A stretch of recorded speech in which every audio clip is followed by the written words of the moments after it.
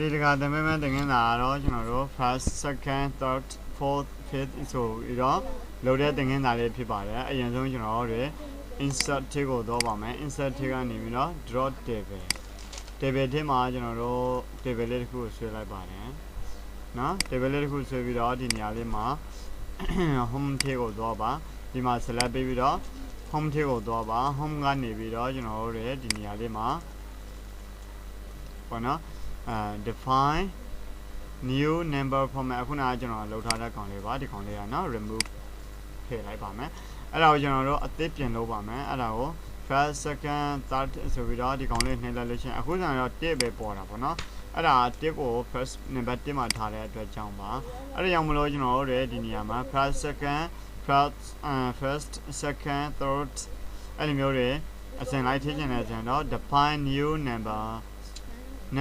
format ကိုနှိပ်ပေးရမှာဖြစ်ပါတယ်ဒီနေရာမှာ number style မှာ1 2 3ပဲဖြစ်နေပါတယ်အဲ့ဒါကိုကျွန်တော်တို့ number style မှာfirst second third ဆိုတဲ့အကောင်လေးကိုကျွန်တော်တို့ထားပေးပြီးတော့ okay နှိပ်ပေးလိုက်ပါဒါဆိုရင်ဒီနေရာလေးမှာကျွန်တော်တို့ဒီကောင်လေးနှိပ်လိုက်တာနဲ့ဥပမာ data ဆိုတော့ဒါကတော့ A အနေနဲ့တော့တာပေါ့နော်ကျွန်တော်တို့အဲ့ဒါကိုပြင်ဖြတ်ပြီးတော့ကျွန်တော်တို့ဒီနေရာမှာဒီကောင်လေးကိုရွေးပေးလိုက်လို့ရှိရင် first နှိပ်ပါမယ်first second third ဆိုပြီးတော့ရအောင်ဒါကြောင့်ဒီဇာတ်လေးကိုကျွန်တော်တို့ right click ထောက်လိုက်ပြီးတော့ delete လုပ်ရှင်လဲဆိုရင် delete table လုပ်ပေးလိုက်ပါပြန်ပြီးတော့ table ဆွဲရှင်လဲဆိုရင်တော့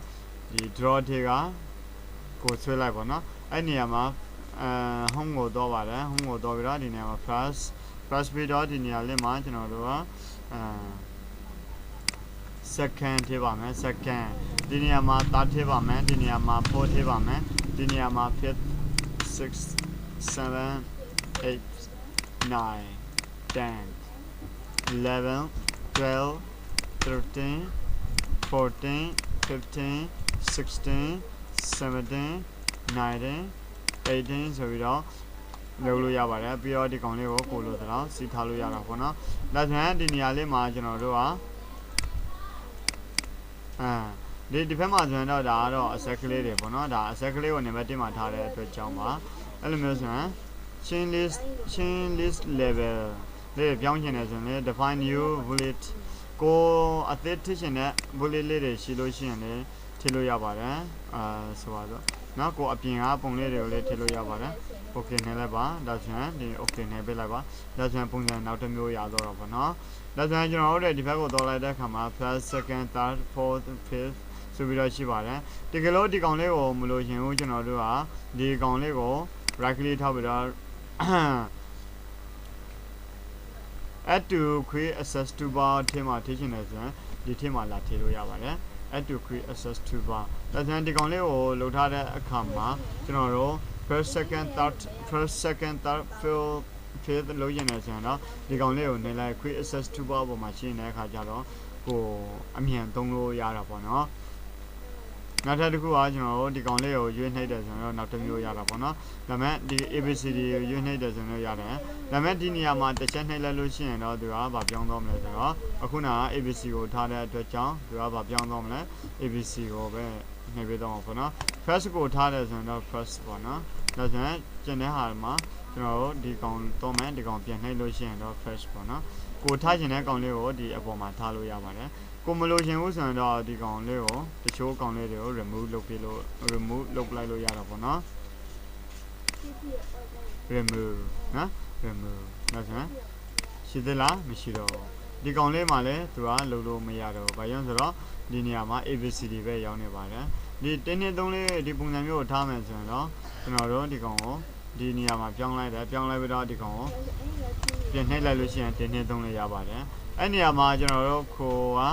first second third ကိုပဲရွေးထားတယ်ဆိုရင်တော့ဒီကောင်လေးကိုတော်ပြီးတော့ကျန်တဲ့နေရာမှာဒီကောင်လေးကိုပြင်တော်လိုက်လို့ရှိရင်ရပါတယ်ဒါဆိုရင် first second third ပုံစံမျိုးတွေကိုကိုမိမိစကြိုက်ဖန်တီးလို့ယူလို့ရတာပေါ့နော်တခြားပုံစံမျိုးတွေကိုနံပါတ်1မှာထားရှင်တယ်ဆိုရင် define pattern မှာကိုလိုချင်တဲ့ဟာပေါ့နော်ဥပမာ1 2 3ထားရှင်တယ်ဆိုရင်လည်းရပါတယ် okay နဲ့လိုက်ပါပြင်တော့ဒီကောင်လေးကို selection နှိပ်လိုက်ပါနော်ဒီကောင်လေးကို select မှန်ဒီကောင်လေး decision နှိပ်လိုက် နော်ဒါဆိုရင်1 2 3ဆိုပြီးတော့ပေါ်ပါတယ်ကိုအဲ့ပုံစံမျိုးတွေမလို့ရှင်ဘူးဒီပုံစံမျိုးတွေသုံးချင်တယ်ဆိုရင်တော့သုံးလို့ရပါတယ်နောက်ထပ်တစ်ခုဒီဘက်မှာပုံစံမျိုးတွေအများကြီးရှိပါတယ်ဒီပုံစံမျိုးကိုကပြောင်းသုံးချင်တော့မယ်ပြောင်းသုံးတော့မယ်1 2 3 4ပဲသုံးချင်တယ်ဆိုရင်ဒီကောင်လေးနဲ့သုံးပါသို့မဟုတ်ကျွန်တော်တို့လည်းအခုနကဒီကောင်လေးနဲ့သုံးလို့ရပါတယ်အားလုံးပဲအဆင်ပြေရပါစေဒါဆိုရင်ဒီ paragraph ထဲက never format ပေါ့နော် bullet လို့လည်းခေါ်တာပေါ့နော်ဒီကောင်လေးတွေကို bullet လို့ခေါ်ပါတယ် recently you bullet ဒီ bullet လေးတွေရောအသုံးပြုနိုင်ပြုံးတယ်လိမ့်မယ်လို့ထင်ပါတယ်အားလုံးပဲကျေးဇူးတင်ပါတယ်